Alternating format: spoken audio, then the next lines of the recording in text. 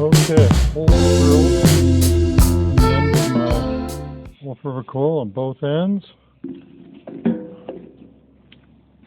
Stainless steel wire stretched out all the way up to the garage, and now I wind it up. It is no easy process, but just keep winding. You'll get to the end of it very slowly, and for the tie down in the middle, you just twist a little knot in the end of it right there to get it started. And if you're wondering how I hold it in the vise.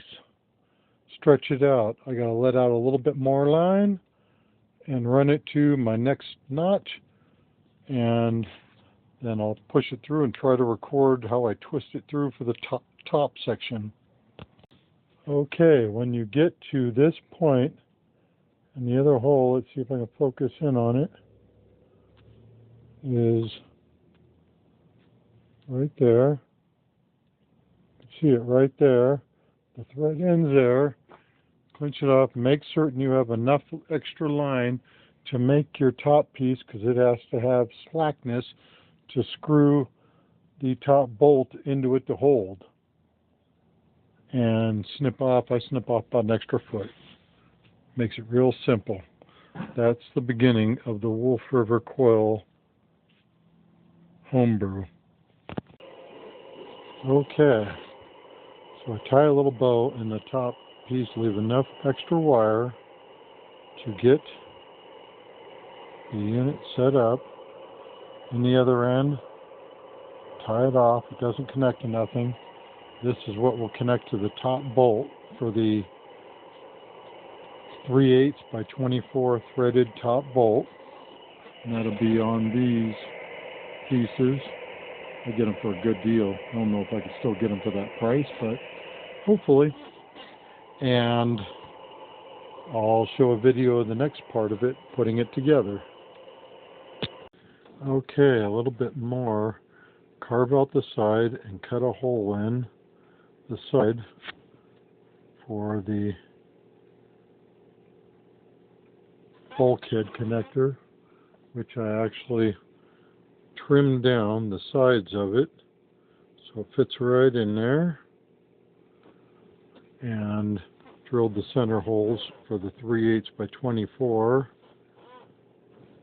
This will be for the top side. This one will be the bottom side. I still have to do a positive hole and the counterpoise hole. I'll show some more pictures of it in a minute, in just a minute. Okay, this is with all the holes drilled in it. This will be for the bulkhead. This larger one is for the positive side of that. The smaller one is for the negative, for the ground poise. Another thing that I do, I figured I'd show it right now. Let's see, right here is I take a Dremel and I flatten out the threads. So when I put the washer behind there, they bolt up nice and smooth. Because when you screw it onto the wolfriver coil, it does not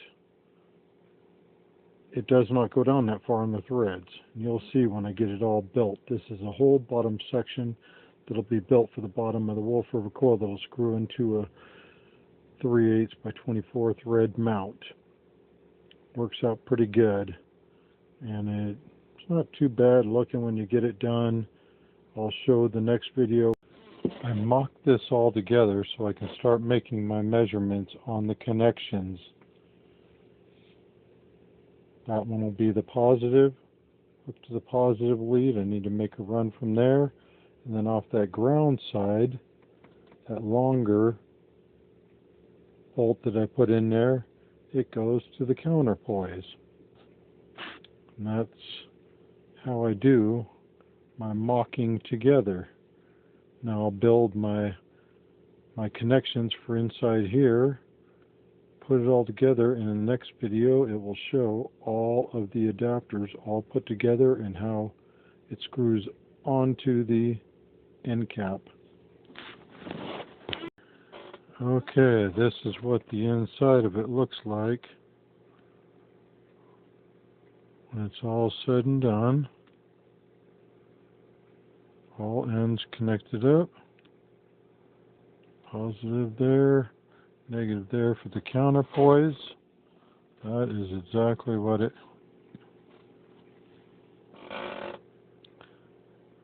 And nothing touching. I use speaker wire to do my connections, and it works just fine. It has never given me a problem. I use this speaker wire for my inner connection.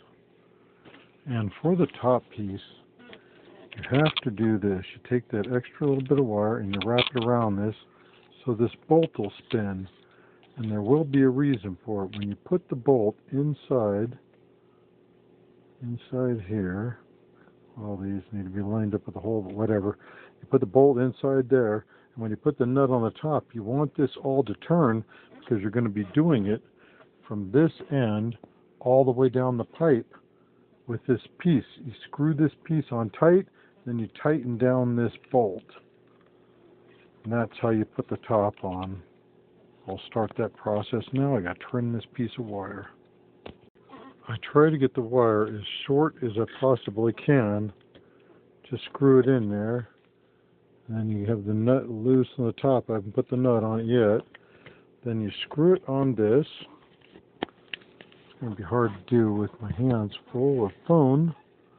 But you screw it on this, and with that nut loose, the nut sits there and turns in there while it screws on there. And that way you can wrench this thing down very, very tight. And next I will slip a nut on top of this with a washer. So I go like that there, this like that there, so I do not lose it in the pipe.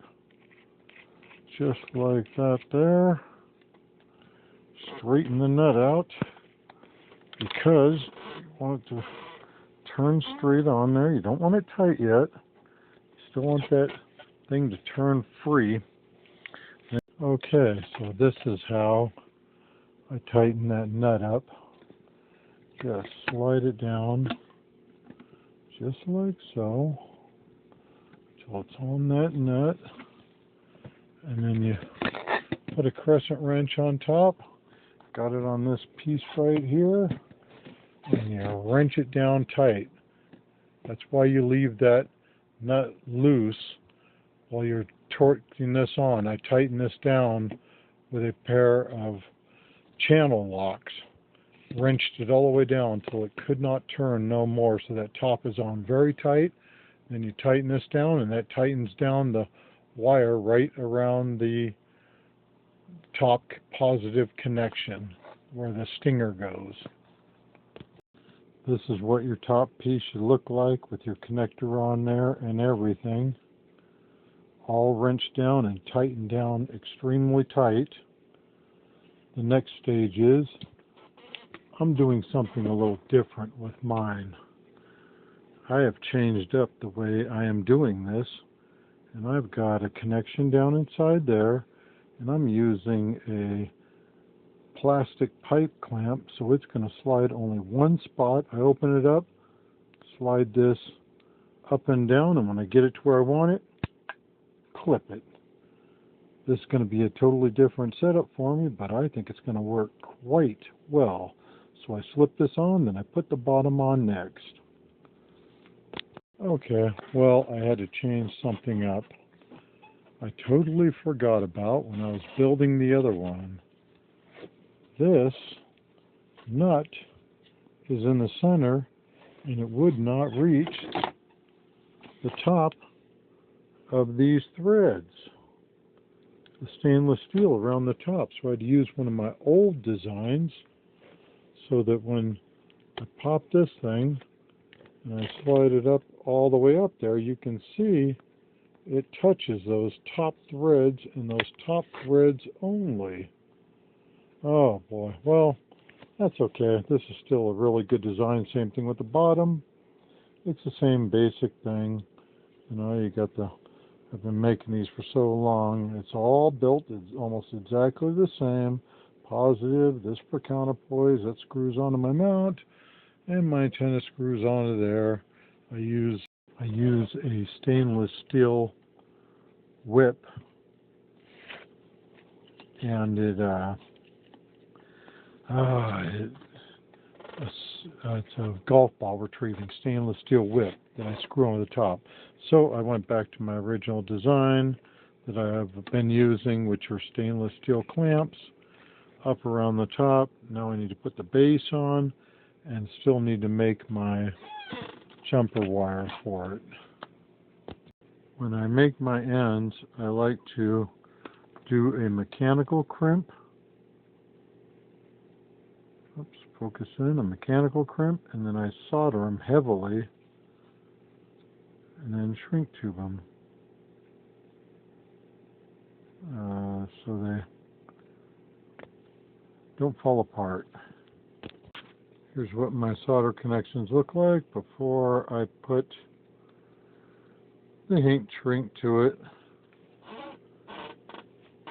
Heat shrink it up. Should end up coming up looking just like that. I'll show the end product here in a second.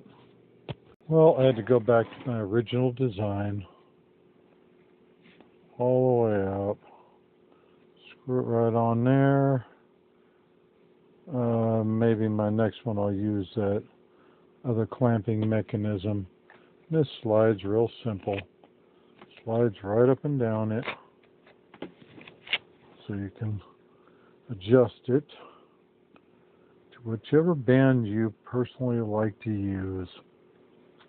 I have had really good luck with these things. I use them strictly for all my portable stuff.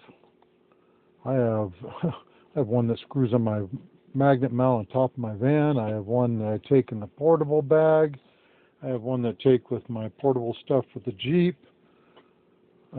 This one, I'm not sure where I'll use it, but they work great. They go from 10 to 80 all the way through using a.